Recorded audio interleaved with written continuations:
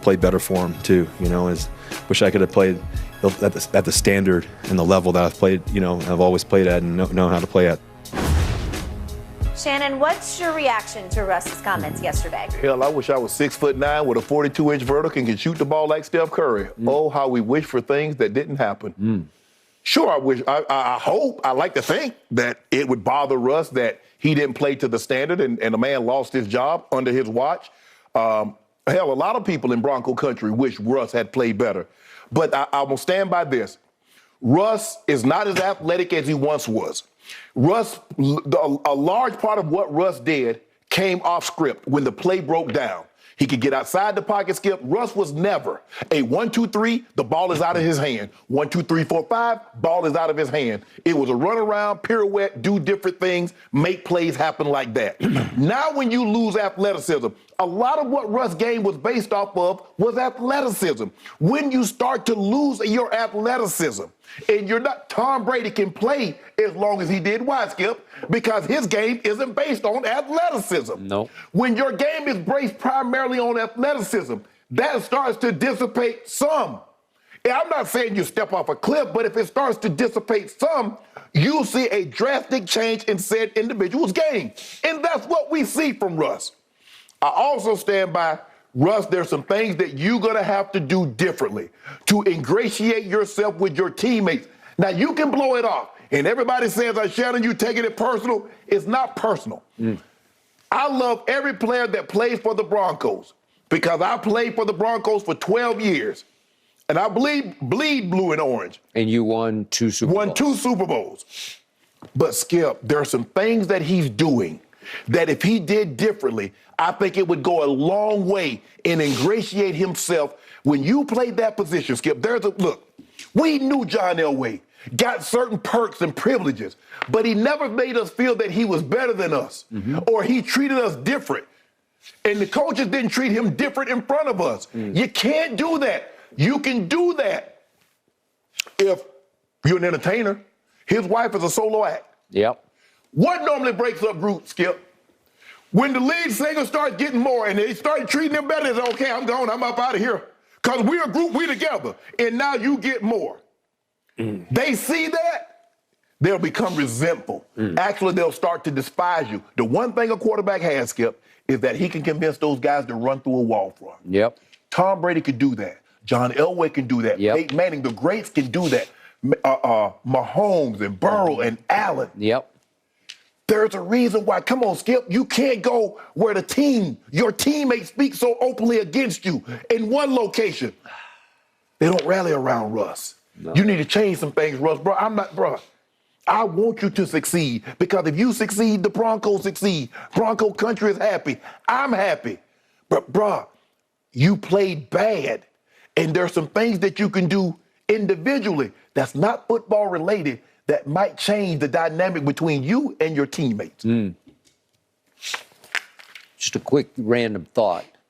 Is it possible that in the biggest picture, Russell Wilson was actually a product of the Legion of Boom? Could be, yeah.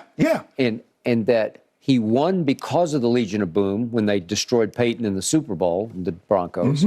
And then he began to lose because the Legion of Boom fractured over the pet treatment that he was getting. Yes, right? Absolutely. Okay, and once you didn't have the Legion of Boom as your quote-unquote bodyguards to back you up because they never liked you in the first place, Correct. but they were able to win a Super Bowl with you coexisting. Right. Then all of a sudden, the whole thing began to disintegrate. And then as you waned in your athleticism and maybe your commitment, maybe because you obviously married a celebrity, you became a celebrity, and all of a sudden, Pete Carroll's saying, I'm out. Yeah. Oh, you're going to give me that for him? Yeah. Skip, celebrity fame and athlete fame is entirely different. Yep. That's a whole different ball game. I mean, Beyonce fame and Tom Brady fame is different. Tom Brady is great, but that's a whole level of fame, Skip. Those entertainers, the Michael Jacksons and the Prince, the Rolling Stones and the Beatles. I agree. Yep. And boy, that's a whole level. But you can do that, Skip. You can be that way if you're a solo act. But you're in a team, not a football team, Skip. You can't do that in a football team. I spent 14 years in the NFL locker room. You cannot do it. Yeah. Maybe a little more you can get away with it in the NBA. Yes. because it's a star-driven league, but this is a unity game. You have to be unified to go places in the NFL. Because them guys will say, F you, do it yourself, Dad. You think you so much better, do it yourself. Okay. So when I try to analyze what he's saying about Nathaniel Hackett, I appreciate it, but he just goes over the top, on and on. I'm to the point where I tune out what Russell says publicly because it comes across as just PR platitudes, and it's a lot of phony baloney to me because it's hard for me to believe that he believes what he's saying. Correct. He's just saying what you want to hear, correct, what he thinks Bronco Nation wants to hear. He's going on and on about devastated about Coach Hackett. He's such an amazing man, amazing teacher, amazing father. Just watching him with his kids, one of the brighter minds I've ever been around, blah, blah, blah. You know, it just goes on. See, when you go overboard now, yeah. take nothing what you said. You just bull jiving. All right, so it's funny. Russell and Brady are the flip sides of each other because they're both public phonies to me because Brady tries to be somebody he's really not in public because he tries to do all this, you know, it just comes across as corny, cliched, tries to be a social media star.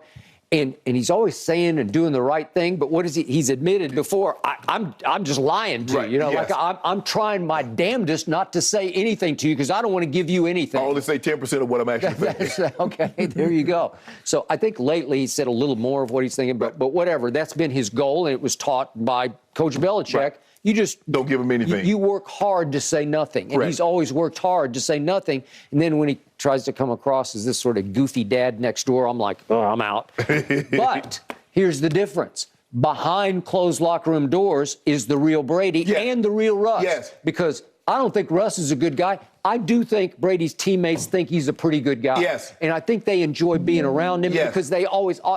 I've told you before. I worked with a whole bunch of players at ESPN who had played with him, and heck, we've even had players on this show who said, you know, I never saw anything where I said, oh, he's a phony.